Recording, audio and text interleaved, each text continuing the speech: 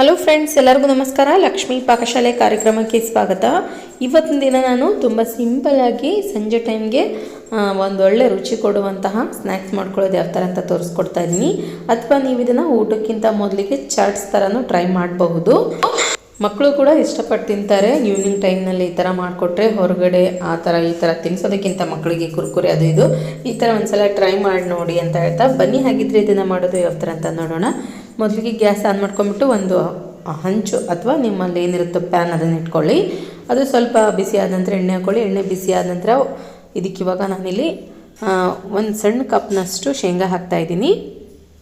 ಶೇಂಗಾನ ಸ್ವಲ್ಪ ಚೆನ್ನಾಗಿ ಫ್ರೈ ಮಾಡ್ಕೊಳ್ಬೇಕು ಎಣ್ಣೆಯಲ್ಲಿ. ಮೀಡಿಯಮ್ ಫ್ಲೇಮ್ನಲ್ಲಿ ಇಟ್ಬಿಟ್ಟು ಸ್ವಲ್ಪ ಅದ್ರ ಸಿಪ್ಪೆ ತಾನಾಗೆ ಬಿಡುತ್ತೆ, ಅಲ್ಲಿವರೆಗೂ ಚೆನ್ನಾಗಿ ಸ್ವಲ್ಪ ರೋಸ್ಟ್ ಮಾಡ್ಕೊಳ್ಳಿ. ಓಕೆ, ನೋಡಿ ಇವಾಗ ಈ ಥರ ಚೆನ್ನಾಗಿ ರೋಸ್ಟ್ ಮಾಡ್ತಾ ಇದ್ದೀನಿ ಇಲ್ಲಿ ನಾನು.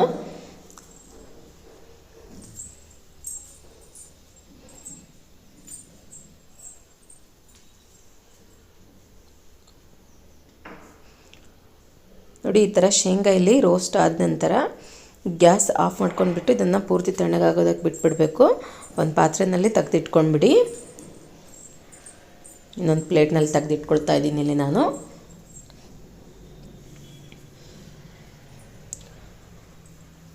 ನಂತರ ಶೇಂಗಾ ಇಲ್ಲಿ ತಣ್ಣಗಾದ ನಂತರ ಇದಕ್ಕೆ ಇವಾಗ ನಾವು ಏನೇನು ಬೇಕೆಲ್ಲ ಮಸಾಲನೂ ಹಾಕ್ಕೊಳ್ಳೋಣ. ಹೆಚ್ಚಿರುವಂತಹ ಈರುಳ್ಳಿ ಹಾಕ್ಕೊಳ್ಳಿ.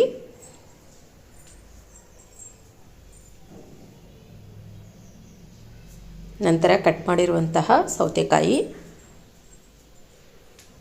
2-3 ಹಸಿಮೆಣಸಿನ್ಕಾಯಿ ಹಾಕ್ಕೊಳ್ಳಿ. ನಂತರ ಸ್ವಲ್ಪ ಅಚ್ಕಾರದ ಪುಡಿ,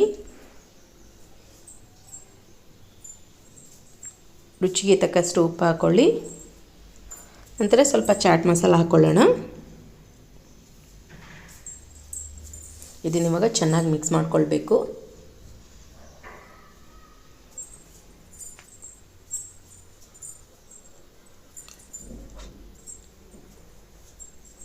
ಇದಕ್ಕಿವಾಗ ಒಂದು ಅರ್ಧ ಹೋಳಷ್ಟು ಲೆಮನ್ ಜ್ಯೂಸ್ ಹಾಕ್ಕೊಳ್ಳೋಣ.